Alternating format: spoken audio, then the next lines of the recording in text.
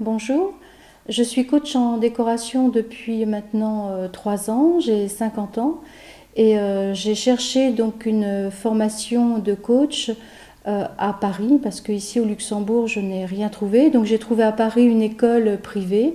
Donc le coach en décoration finalement c'est de l'accompagnement personnalisé en décoration. N'ayant pas de support moi-même, je travaille avec des partenaires. Donc aussi bien des partenaires donc tapissiers décorateurs qui vont m'amener du support tissu pour que je puisse les proposer à mes clients. Je repère finalement toutes les boutiques qui existent ici au Luxembourg dans le domaine de la décoration, aussi bien au niveau du meuble que du petit objet.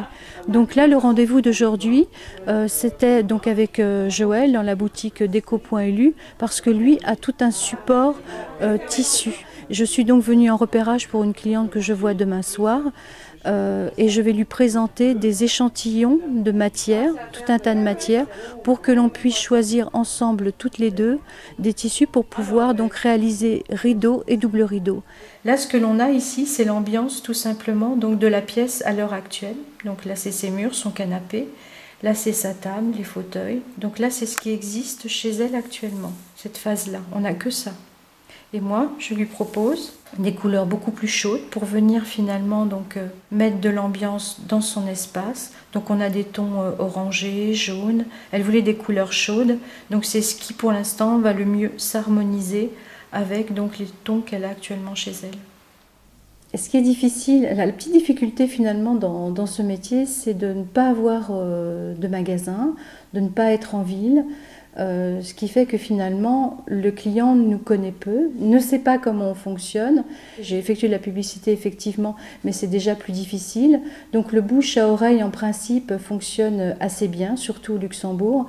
Alors le salaire du coach en décoration, finalement on vend donc de la prestation de service, donc du temps. En principe c'est soit du temps à l'heure, soit c'est forfaitisé, tout dépend de ce que l'on souhaite présenter à notre client. Maintenant pour être rentable, financièrement, je pense qu'il faut effectuer beaucoup de cahiers d'ambiance, de coaching auprès des clients.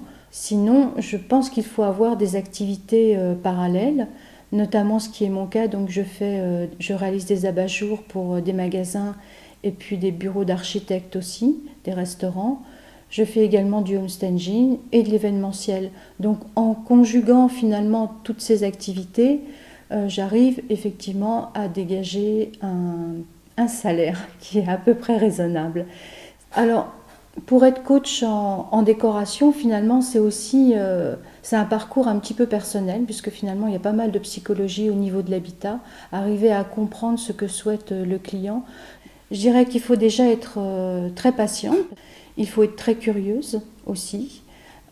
Curieuse pour pouvoir visiter tous les salons de décoration, les magazines, les sites internet, regarder les livres, voyager aussi, être passionné surtout, passionné par ce que l'on fait, passionné aussi par les gens et passionné pour mon cas par les matières, par les couleurs et surtout envie aussi de donner envie aux gens, envie de transmettre aussi, aimer guider et aimer aider les gens.